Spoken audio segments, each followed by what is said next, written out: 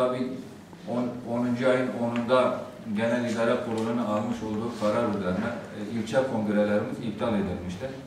Yine genel merkezin Genel İdare Kurulu'nun 11. ayın 8'inde almış olduğu yeni karar ile Aralık ve Ocak ayı içerisinde ilçe kongrelerimizin yapılmasına yönelik bir karar alınmış.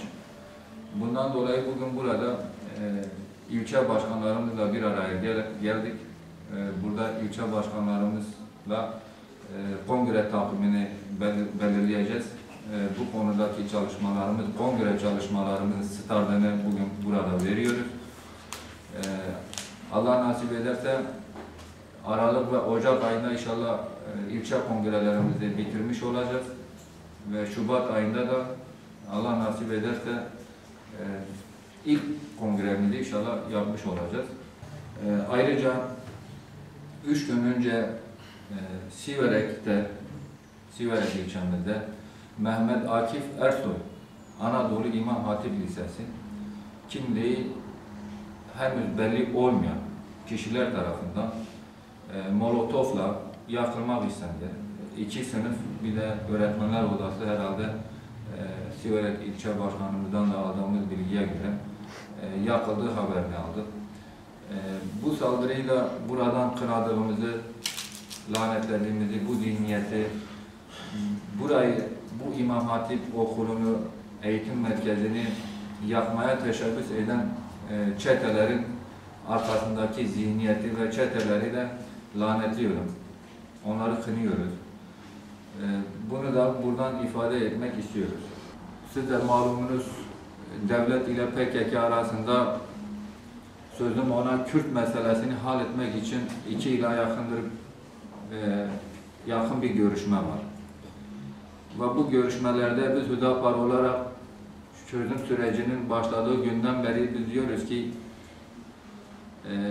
bu çözüm sürecine bizler Hüdapar olarak kanun durması adına, barışın sağlanması adına, analar ağlamasın diye, çocuklar yetim kalmasın diye biz her zaman destek vereceğimizi deklare etmiştik.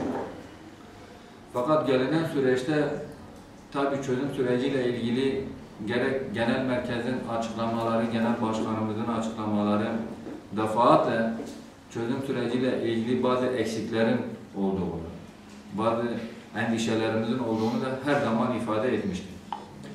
Ve bu endişelerimiz, bu eksiklerin ne olduğu her ne kadar daha önce ifadelerimizde birileri kulağını tıkadıysa, başını deve kuşu misali kuma gömdüyse de 6-7 Ekim olaylarında artık mızrak çuvala sığmadı ve bu belirtmek istediğimiz endişeler ve eksik olan çözüm sürecinde yanlış giden, eksik olan bazı durumlar 6-7 Ekim olaylarında bariz bir şekilde ortaya çıkmıştır. Ve 6-7 Ekim olaylarından sonra çözüm süreci hepinizin malumu bir süreliğine askıya alındı. Yani devlet tarafından, devlet erki tarafından askıya alındığını ifade ettiler, belirttiler.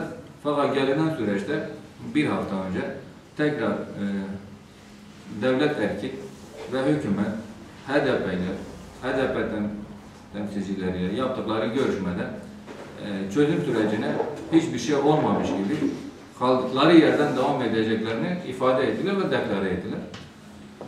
Tabii çözüm sürecinden bizim anladığımız bölgede devletin özellikle PKK ile Kürt meselesini birbirinden ayırmadığı sürece, Kürt meselesini PKK'ya indirgediği sürece bölgemizde bu Kürt meselesinin veya bu bölgeye barış gelmesinin mümkün olmadığını görüyoruz. Mümkün olmayacağını düşünüyoruz yani.